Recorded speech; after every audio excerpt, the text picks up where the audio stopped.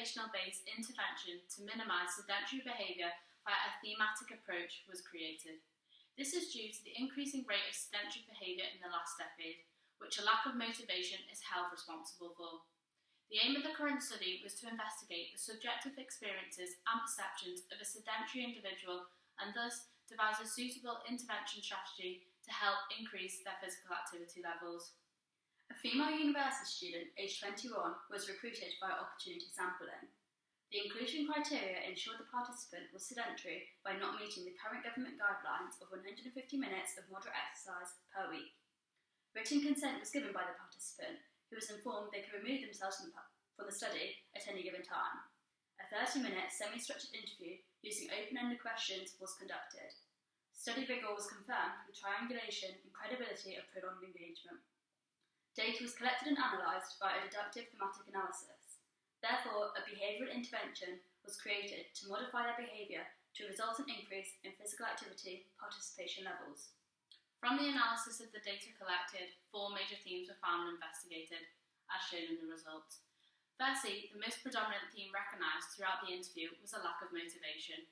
This is also known as amotivation and is described as the absence of an incentive to participate in physical activity, resulting in a sedentary lifestyle.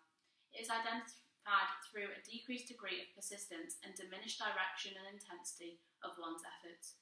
Examples of amotivation were exhibited in the interview, such as, but if I'm doing something I'm not very good at in the first place, I don't really care, I'm not bothered, and, but it's having the motivation to actually start doing it.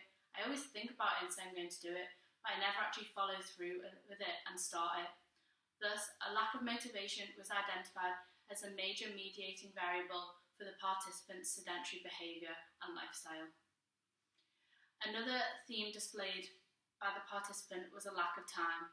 Due to the participant being a full-time dentistry student with a heavy workload, there was insufficient occasions for the participant to exercise around working hours. Therefore, time was a predominant barrier of physical activity, as shown in the interview. For example, that's what I struggle with at the moment, making time. Because my course is really full on, I'm always quite busy, and also, I always put my grades first. Like, if I ever had extra time, I wouldn't think about going to a football club. It would have been to revise and do the work needed. Another barrier of physical activity identified throughout the interview was expenses. Due to the participant being on a student budget, the high prices of a local gym membership and club fees were not affordable. Other costings were deemed more important than the price of exercise. For example, travel and living rates. This was revealed in the interview, with the quote dictating, "The money side of things is also a bit discouraging. There is a lot of other things I would rather spend my money on. And also, obviously there are sports societies I can join everywhere, but it's the price that really just puts me off joining." The final barrier affecting participation was social influence. A negative social influence inhibits the participant's confidence to take part in physical activity alone. This is because of increased anxiety of doing something atypical to their daily routine and a sense of nervousness of stepping outside their comfort zone without social support. For example, I like physical activity in school, but only because of the social aspect. It's more fun than just doing it alone. Similarly, the participant explained, "I think I'd be discouraged if it was a brand new sport and I was starting it alone, just because it's past version now and everyone knows each other already." This justifies the athlete's reluctance to participate in physical activity without social influence.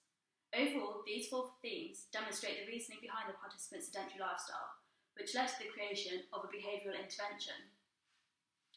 From the results, we found that it was shown that the participant demonstrated both mastery and performance avoidance goals, inhibiting their activity levels.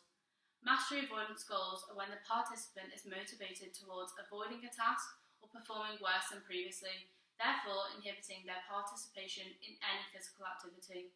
This is evident with the quote aforementioned, which was associated with a lack of time and prevented physical activity occurrence due to a high workload. Performance avoidance goals are when the participant is motivated to avoiding normative incompetence and letting others outperform them.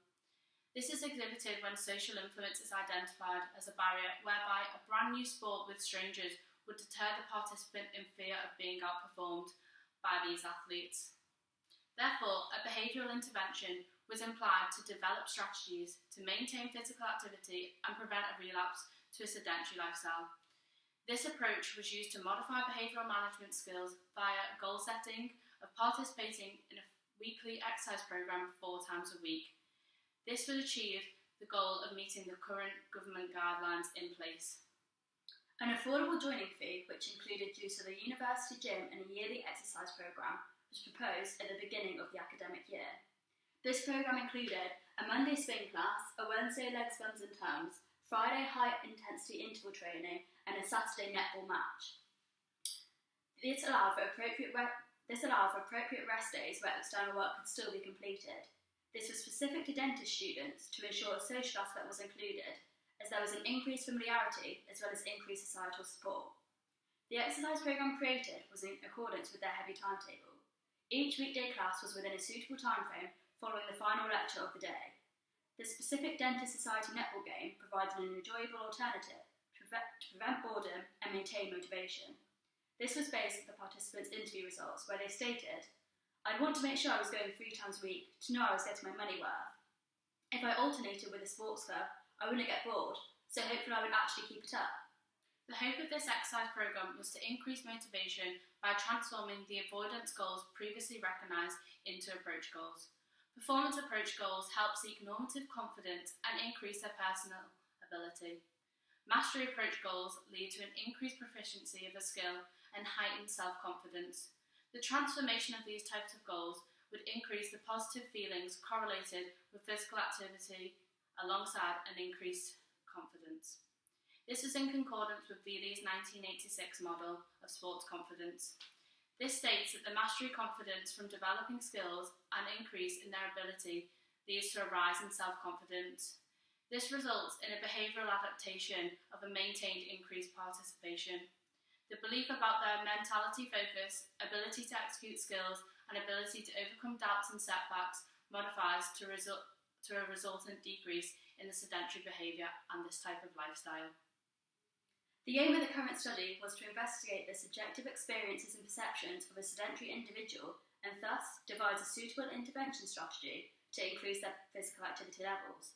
From our results, the participant was identified as adopting avoidance behaviour.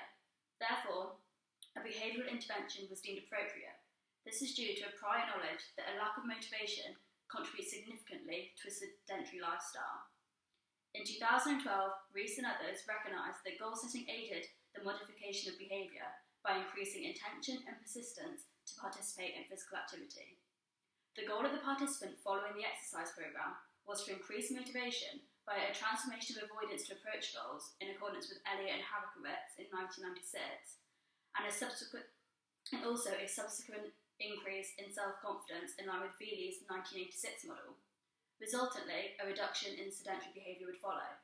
However, a limitation of the study found was using merely assigned goals set by the researcher. In 1996, Lee and others recognised that self-set goals were also facilitative of physical activity.